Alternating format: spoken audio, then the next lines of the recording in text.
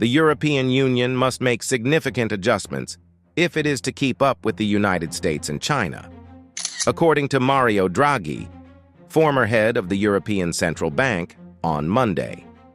I'd want to go right into a topic that's been making headlines in the European Union: Mario Draghi's recent assessment of the future of European competitiveness. This is a significant event, and it has sparked a lot of conversation. Subscribe to the Global Narrative to receive the most recent information on the world economy and finances. As many of you may be aware, Draghi is a highly recognized figure in the European Union. He is a former European Central Bank president and Italian prime minister. People pay attention when he speaks, since he is well known for preserving the euro in 2012. On September 9, 2024, Draghi issued a thorough 400-page study that caused shockwaves throughout the EU. What is the report's key message? Europe is lagging quickly.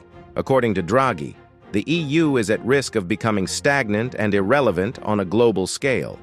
He cautions that if things don't change rapidly, Europe's survival and significance are jeopardized. It's a stern warning, but Draghi backs it up with plenty of facts and research. So, what is Draghi's solution? He proposes an €800 billion economic stimulus package. That is almost 5% of the EU's annual budget. It also dwarfs the historic Marshall Plan, which accounted for just approximately 1 to 2% of GDP investment. Draghi considers this a key lifeline for Europe's economic and geopolitical stability. It's a daring suggestion, but he believes it's important to keep Europe competitive. However, Europe's troubles extend beyond the economy. There are also severe demographic concerns at play here. Europe's population is increasingly aging, putting significant strain on the social system. Birth rates are dropping across the board, and this trend is difficult to reverse. To make matters worse, Europe is seeing a huge brain drain.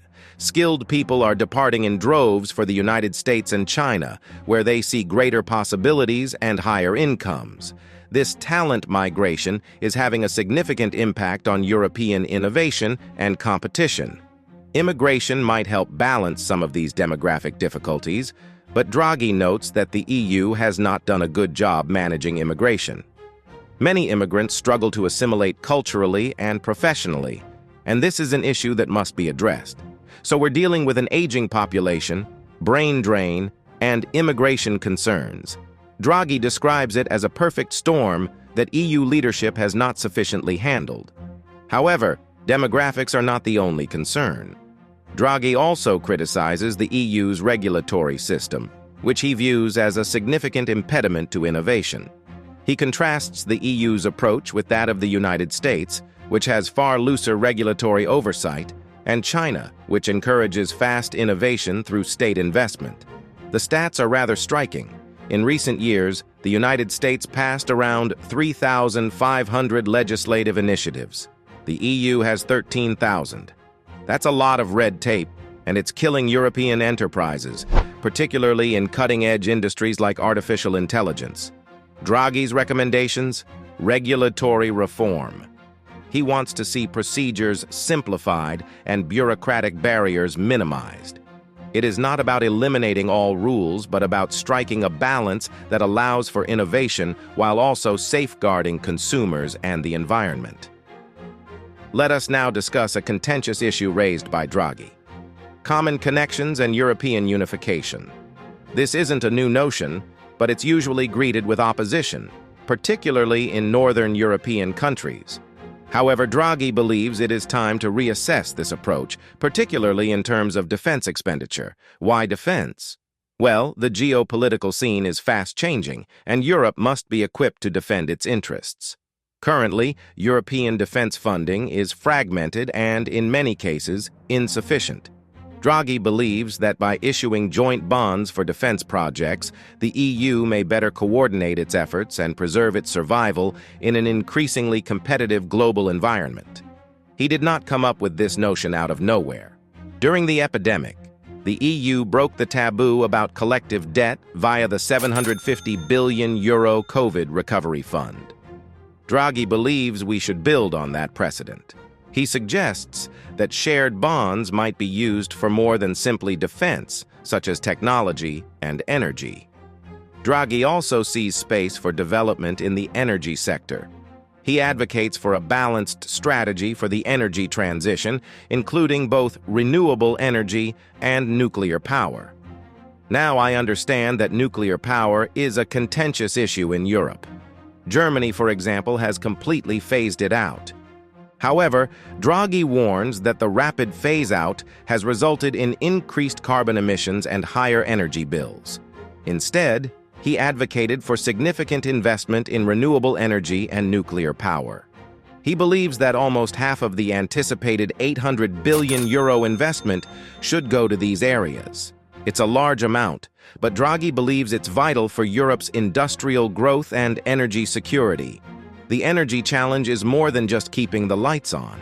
It is about assuring Europe's continued competitiveness in global markets. Europe is currently significantly reliant on external sources of energy. This puts it in a vulnerable situation. Draghi believes that investing in a wide energy portfolio, including nuclear, will reduce Europe's reliance on foreign powers and ensure its energy future. Now, let's discuss another source of concern: Europe's rising reliance on China and the United States. This is a tendency that Draghi considers very concerning. Europe has grown more reliant on Chinese technology and industrial goods, as well as the United States for digital technologies. This reliance, Draghi contends, threatens Europe's strategic sovereignty. Take the IT industry, for example. Europe has tech behemoths similar to the FAA businesses in the United States. When it comes to cutting-edge technology like artificial intelligence and 5G, Europe is frequently playing catch-up. In crucial areas such as semiconductor production, Europe falls well behind Asian and American producers. Draghi's solution: increased self-sufficiency. He calls on Europe to strengthen its local capabilities in crucial industries and protect its raw material supply chains. It is not about isolationism, but about ensuring that Europe can stand on its own 2 feet in critical areas. This isn't just about the economy, it is also about geopolitics.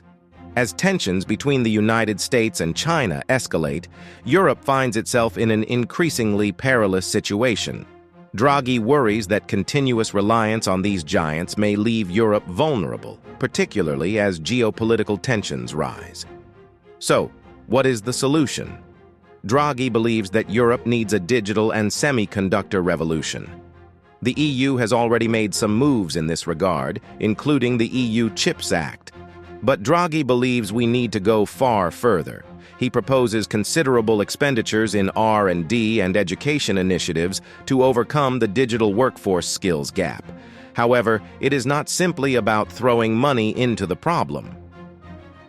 Draghi also wants to see a more favorable climate for European IT entrepreneurs. This entails reducing red tape, increasing access to money, and generating incentives for innovation.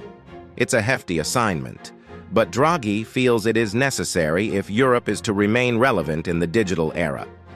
Let's zoom out and look at the larger picture. We are living in a period of major geopolitical transition, with the United States and China involved in what many call a new Cold War. This contest is about more than simply military might. It is about economic and technical superiority. And Europe? Well, Europe is stuck in the midst. Draghi views this as both a problem and an opportunity. On the one hand, Europe must carefully manage its connections with both superpowers. It cannot afford to alienate either the United States or China entirely. On the other hand, this circumstance provides an opportunity for Europe to portray itself as a third option, a balancing factor between the two titans. But to do so, Europe must have something to give. It must be powerful, cohesive, and inventive. That is why Draghi is working so hard to promote reforms and investments. He believes that if Europe can get its act together, it will play an important role in defining the world order of the 21st century. Of course, all of this is taking place against the backdrop of another major challenge: climate change. The European Union has set lofty climate targets with its European Green Deal, aiming to become the first climate-neutral continent by 2050. Meeting these aims, however, will be difficult, requiring significant adjustments to Europe's economy. Draghi views the green transition as both a problem and an opportunity. On the one hand, large expenditures will be required and conventional sectors may be disrupted. On the other side, it has the potential to stimulate economic growth, create jobs, and foster creativity. The answer, according to Draghi, is to tackle the transformation strategically. Europe must invest in green technology and sectors while simultaneously ensuring its global competitiveness. The United States has the Inflation Reduction Act, which provides major advantages for green sectors. China is devoting money to renewable energy and electric automobiles. Europe needs to stay up. Draghi proposes a green industrial policy that combines environmental aims and economic prosperity. This might include financial incentives for green technology, assistance for people moving from fossil fuel businesses, and investments in sustainable infrastructure. It's a delicate balance, but one Draghi feels is critical to Europe's future. Draghi also sees space for development in Europe's financial markets. Despite years of work, the EU has yet to establish a fully integrated capital markets union. This fragmentation makes it more difficult for enterprises to obtain finance and investors to identify possibilities across borders. Draghi is pushing for a fresh effort to complete the capital markets union.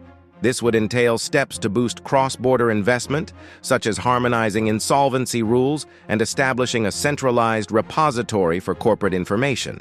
He also hopes to see the growth of deeper and more liquid European equities markets, which might help Europe lessen its reliance on bank funding. But it's more than just shifting money around. It is also about investing in people. Draghi points out that there is frequently a mismatch between what Europe's educational institutions produce and what the labor market truly requires. As the economy evolves, we must ensure that workers are equipped to adapt. Here's where education reform comes in. Draghi emphasizes the significance of STEM education and digital skills, which are in high demand.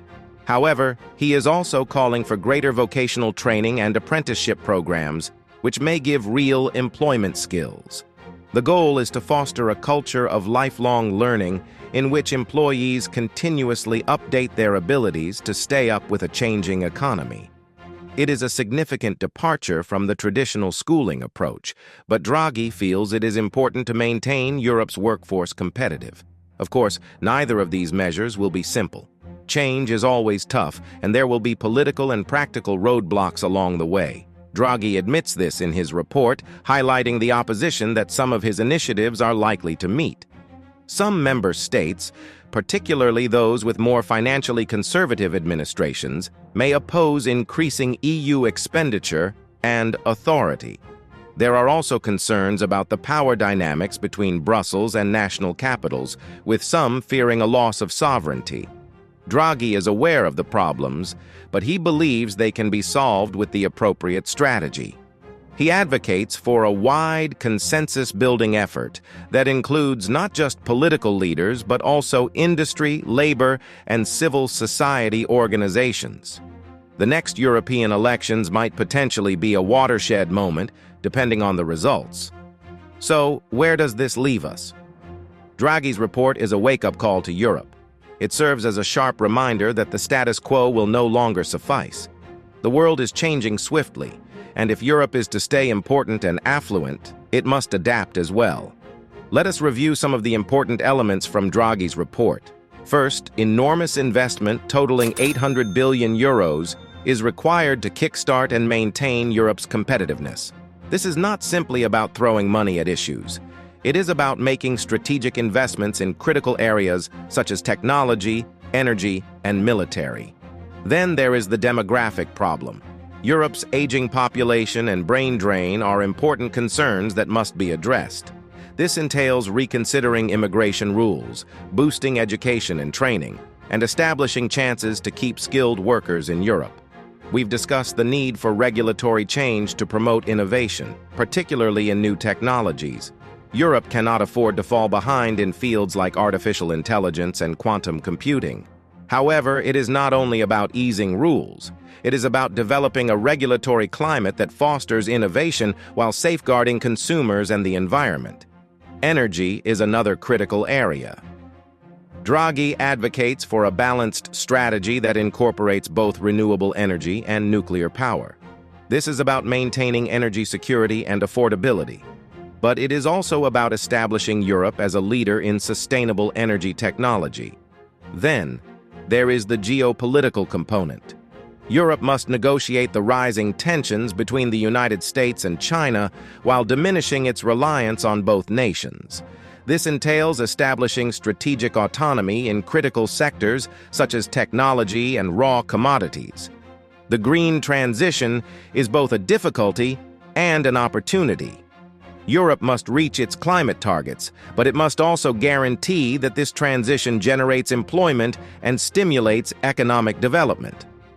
This necessitates a delicate balancing act and substantial investment in green technology and businesses. Financial market integration and educational reform are also important aspects of Draghi's program. A more connected capital market might boost investment and growth, while education reform is critical to ensure Europe's educated workforce in the future. Of course, adopting all of these measures will not be simple. There will be opposition, both from member nations and diverse interest groups. However, Draghi contends that the cost of inactivity much outweighs the barriers of transformation. So, what comes next? Well, that is primarily up to Europe's leaders. Draghi's report provides a roadmap, but it is up to EU decision-makers to determine whether to follow it. The next European elections have the potential to shape Europe's future. One thing is evident: the status quo is not an option. The world is fast changing, and Europe must adapt to keep up. Whether it is China's growth, the acceleration of climate change, or the quick rate of technological progress, Europe faces enormous difficulties. But so are the opportunities. Europe possesses immense strength, a highly educated populace, top-tier research institutes, and a dedication to democracy and human rights. The question is whether it can use these capabilities to face the problems of the 21st century. Draghi's report is a call to action. It's a reminder that Europe's future is not certain. It must be fought for and built. The construction process must begin immediately. Let's consider what is at stake here. We are not only discussing economic development or political power. We are discussing the future of the European way of life, social safety, excellent living standards, and a dedication to sustainability. All of these things rely on Europe staying competitive and important on a global scale. Let's not ignore the global consequences. A strong, unified Europe benefits everyone, not just Europeans. It's excellent for the planet. In a period of rising authoritarianism and rising tensions between superpowers, Europe may serve as a stabilizing influence, promoting democracy and multilateralism. However, to fulfill that role, Europe must first address its issues. It has to overcome internal divides, increase economic competitiveness, and speak with one voice on the world stage. That is what Draghi's report is all about. Now, some of you may be thinking, we've heard this all before. There have been several studies and ambitious plans for Europe's future. What makes this one unique?